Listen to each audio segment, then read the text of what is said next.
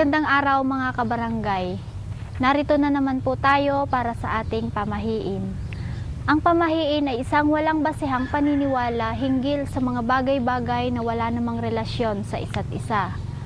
Ang pamahiin natin ay tungkol sa mga kulay. Ang isang taong maitim ang gilagid ay sinasabing seloso. Ulitin ko po, ang isang taong maitim ang gilagid ay sinasabing seloso.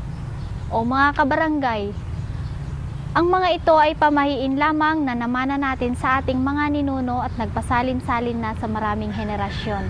Naging bahagi na rin ito ng paniniwala ng iba. Nasa atin kung paniwalaan natin o hindi. Para sa mas marami pang mga pamahiin, bumisita lamang po kayo o mag-log on sa aming website sa www.kabarangay.com.